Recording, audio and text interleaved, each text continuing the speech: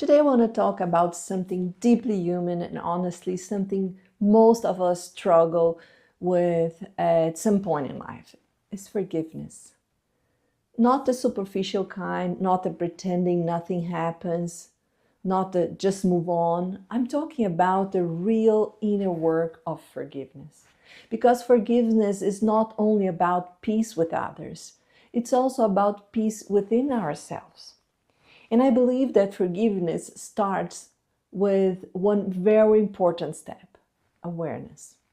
Before we can forgive, we first need to recognize that something inside of us is still hurting, still attached, still carrying pain. Forgiveness starts with awareness, then acceptance.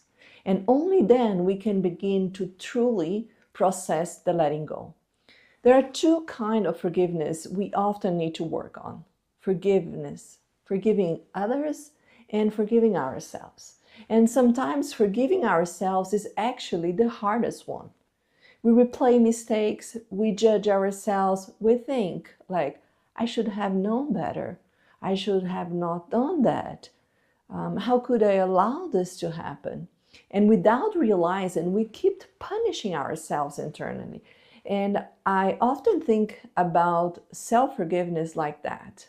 When we refuse to forgive ourselves, it's like we're wiping ourselves over and over again. The mistakes already happen and the pain already exists. But instead of healing, we keep repeating the punishment in our minds, like over and over. And the truth is, that doesn't help us grow. Shame rarely creates transformation. Awareness does. Compassion does. Responsibility does. But self-attack, that only keeps us stuck. And then there is forgiveness towards others. When someone hurt us, it's painful. It can feel like being stabbed emotionally. But sometimes after the wound happened, we keep turning the knives inside ourselves. We replay the story every day. We feed the resentment. We reopen the wounds and again and again. And the person may not even know we are suffering anymore. This doesn't mean what happened was okay. It means we have to decide whatever we want to continue dipping the wounds inside ourselves here. There is another image I reflect a lot. And when we are angry, hurt, resentful, and we lash out others with our words of action, it's like grabbing, burning coals from a fire and threw them at someone else. And yes, maybe the other person gets hurt, but before the coal even leave our hands, we burn ourselves first. And many times we don't notice immediately. We become so focused on attacking, defending, reacting that we don't realize we already wanted to here in our hands. And sometimes even while injured, we continue to throw more and more burning coals. This is what resentment often does. Life is a little bit like being on the ocean. There are waves. Sometimes we hurt others, sometimes others hurt us. And the waves come and go. As part of emotional maturity is learning how to swim through those waves without drowning inside them. If we resist every wave, life becomes exhausting. But if we learn how to move with awareness, with presence, with emotional responsibility, we become stronger, not harder, stronger.